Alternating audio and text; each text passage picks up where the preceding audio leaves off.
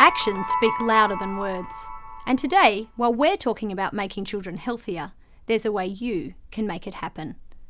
The Royal Children's Hospital Foundation supports research, education and expertise that impacts generations of children. And with generous support from the Good Friday Appeal, together they make this podcast possible. Every single dollar is an investment in healthy children. Search the Royal Children's Hospital Foundation to show your support. Hi, I'm Dr Anthea Rhodes, paediatrician here at the Royal Children's Hospital in Melbourne, and your host today on the Kids Health Info podcast. In this episode, we're going to be talking about ADHD and unpacking some of the common myths and perhaps some of the challenges families might be experiencing at home in relation to this condition. Here to answer all our questions, we have our clinical neuropsychologist, Dr Bernice Dodds. Thanks so much for joining us today, Bernice. Oh, thanks. I'm really looking forward to having a chat. From the Royal Children's Hospital Melbourne, this is the Kids Health Info podcast. So we're hearing more and more, I think, about ADHD in adults and children and young people. So can we start with the basics? What actually is ADHD? ADHD is a problem regulating attention. So whilst a lot of people think it's a problem or a disorder related to not being able to pay attention, the kids or adults actually pay attention to everything. So they can't prioritise and filter their attention. So it's kind of an attention regulation problem. Tell us about how ADHD might show up in a child. So the typical kind of ADHD is the hyperactive, impulsive child who is really difficult to miss.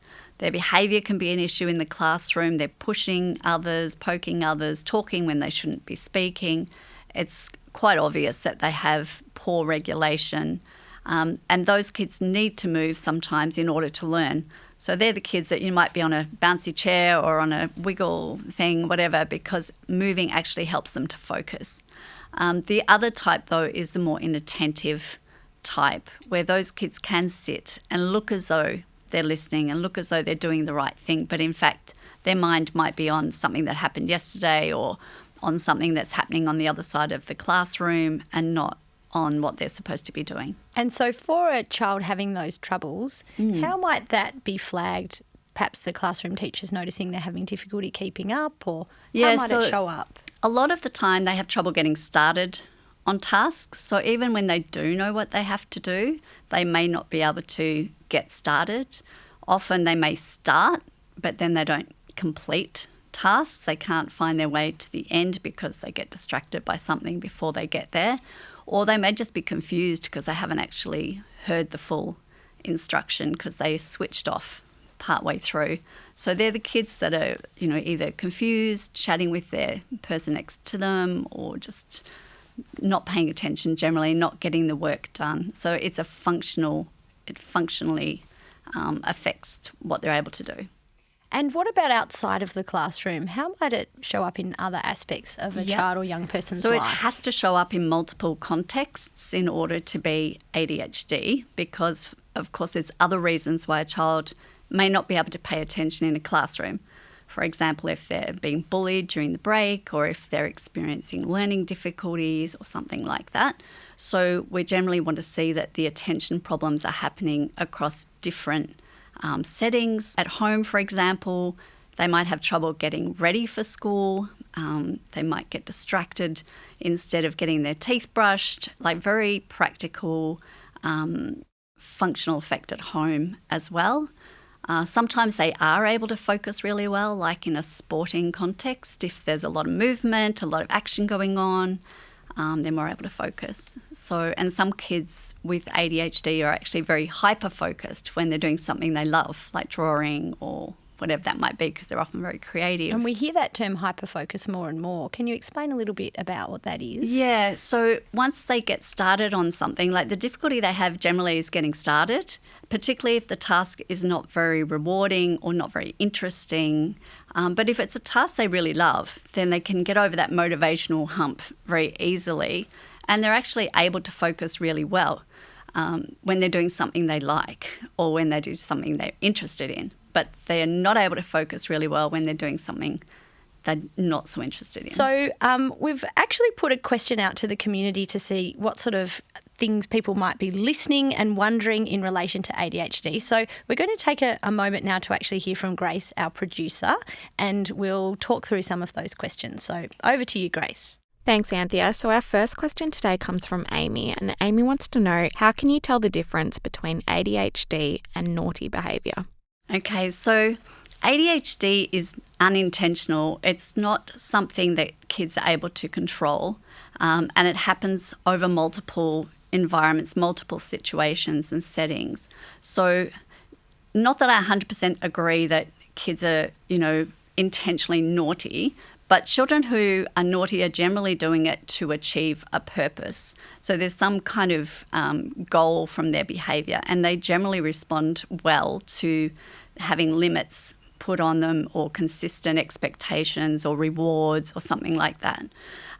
Kids with ADHD, it's unintentional. Even though they want to do the right thing, they want to follow and achieve and all of those things, but they find it difficult because they start something with the best of intentions and then get distracted. And it actually leads to a level of frustration as well for them. So I think the key word is unintentional. It's not something they're trying to do. They're not trying to be naughty. Their behaviour is something they have trouble controlling because they're dysregulated.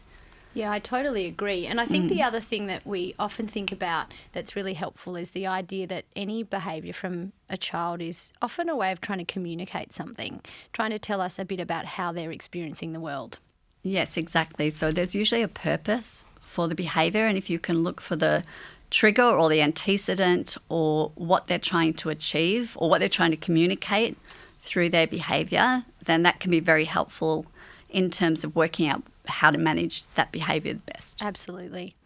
All right, on to the next question. This next question comes from Anna, and Anna wants to know, what does ADHD look like for girls or for children with complex medical needs?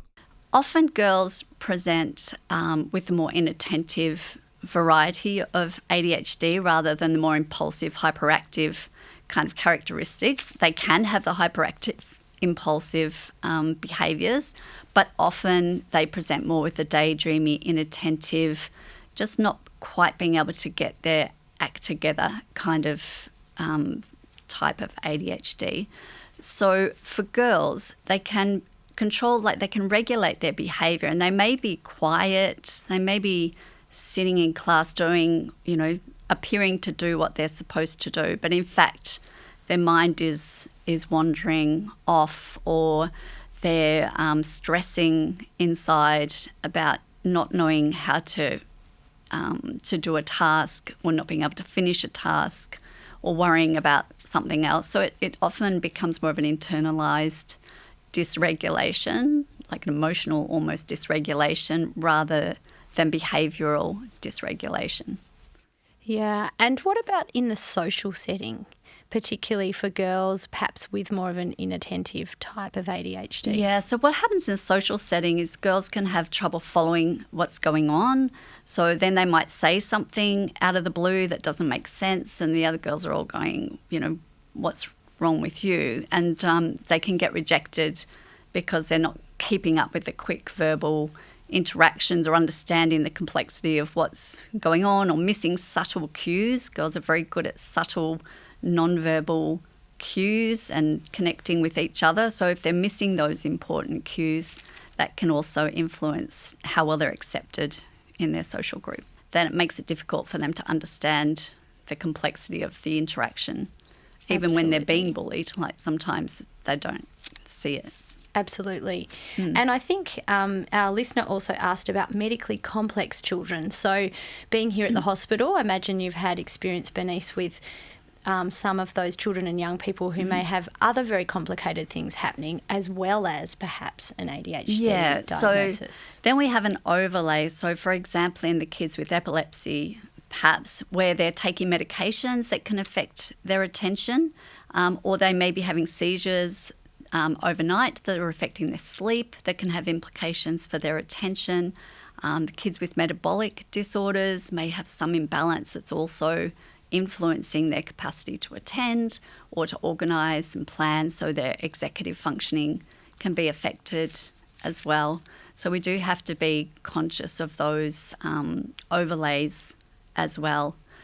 Whilst I say that, ADHD is based on behavioural symptoms, and the diagnosis can generally be made in kids with a complex medical condition based on the nature of their behavioural symptoms. Absolutely. All right, on to the next question. This next question comes from Julie, and Julie says, my granddaughter has ADHD and her mother tells me that she masks to cover it up. Can you tell me what this means? Yeah, so masking is really compensating. So it's covering up through copying other kids or taking cues from the environment so that they know how to behave. So they may not have understood the instructions or followed the instructions that they were given by the teacher, but they see everybody else starting to pack up, so they pack up. Or they see everyone else going to get their lunch, so they're like, oh, it must be lunchtime. And they do that, but they haven't actually followed what they were asked to do. And sometimes people will say, well, that sounds like a good idea. What's the problem with that?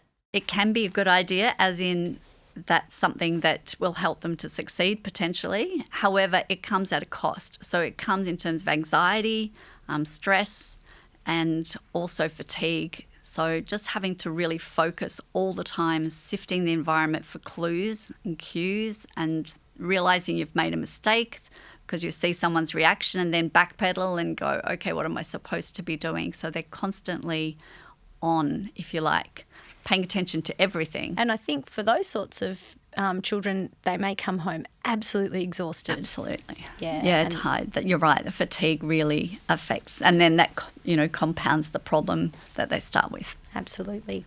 All right, on to the next question, Grace. Our last question today comes from Emma, and Emma wants to know, is there any purpose in getting diagnosed if your child does not require medication and only requires one health discipline such as psychology? Does getting a diagnosis change anything? Yes, I think so. I think so too. Yeah, I think it helps people to understand the child's experience, and it helps people to support them. Like the teachers are more aware that they need perhaps written dot point instructions instead of having to rely on copying everyone else and trying to work out what's going on so that they've got a reference.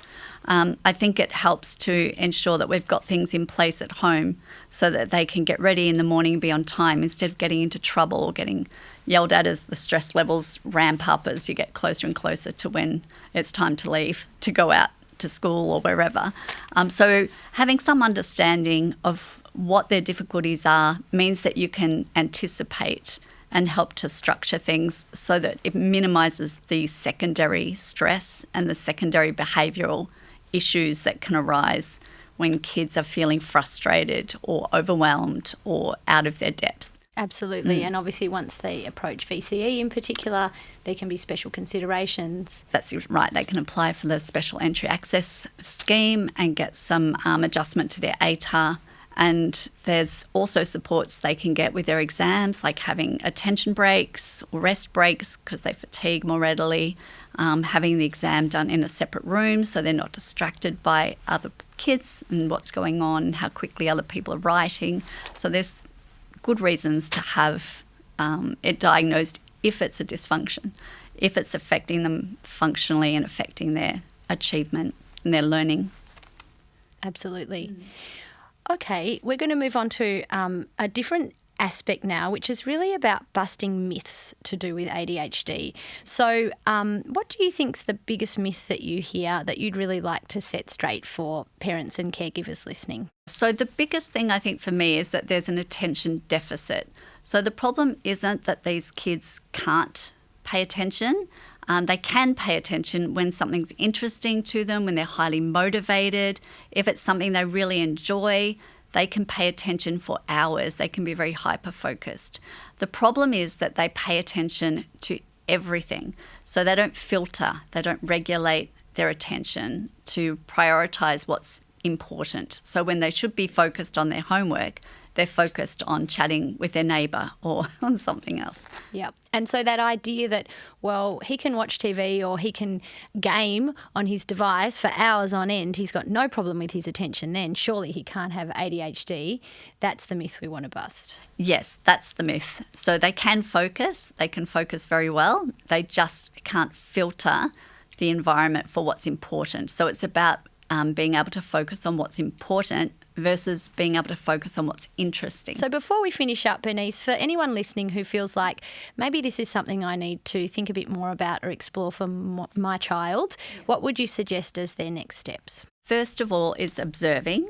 So looking to see where they're not paying attention and where they are paying attention, and having a chat with teachers to see what's happening in the classroom. Something that a lot of parents say that is a bit of a red flag for me in terms of being ADHD is they're saying that my child is not reaching their potential.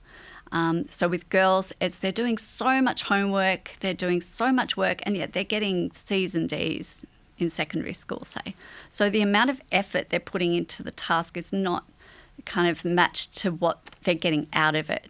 So their performance doesn't reflect the amount of effort that's going into it. So it's when kids are not performing to their potential, I think is a good key buzzword that people say to me that I think raises a flag for me that it might be something more than just inattention. It's also when it's over different settings as well.